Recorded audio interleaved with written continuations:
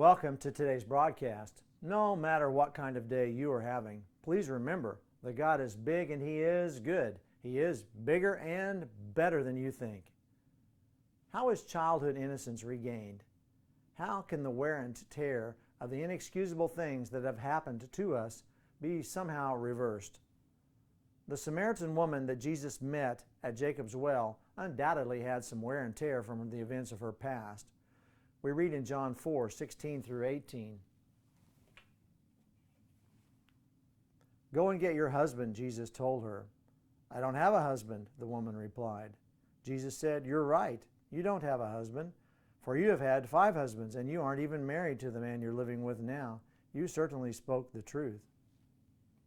While we don't know the details of what happened to her 5 husbands, or why she wasn't married to the man she was currently living with, we do know that no one could go through such circumstances without being scarred. Before the woman received Jesus' gift of eternal life, He spent some time preparing her heart for the change.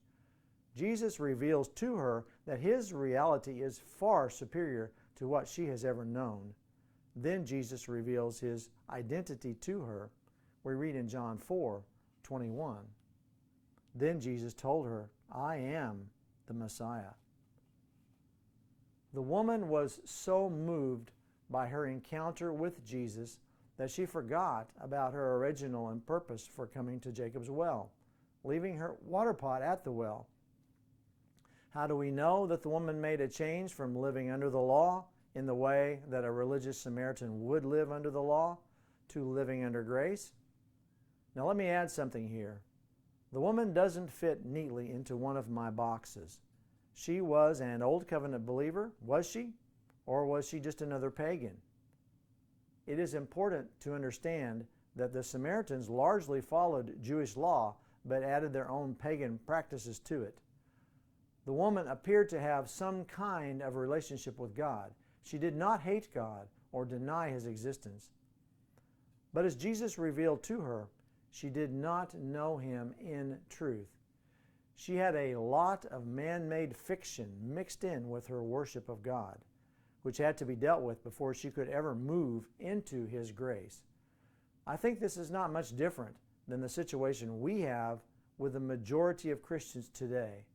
We just make up stuff about God and mix it together with the gospel in religious practices that are dangerously close to the form of godliness but lacking the power thereof, mentioned in 2 Timothy 3:1 through 9.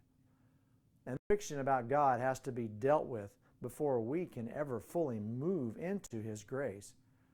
Well, we know the woman moved into God's grace because she experienced something so profound in her encounter with Jesus that she just left her past at the well. What was just another day of getting water became a day of transformation. Her transformation is revealed in what follows after she left Jesus at the well. For more, please visit GiveMeThatMountain.org, and you have a wonderful day.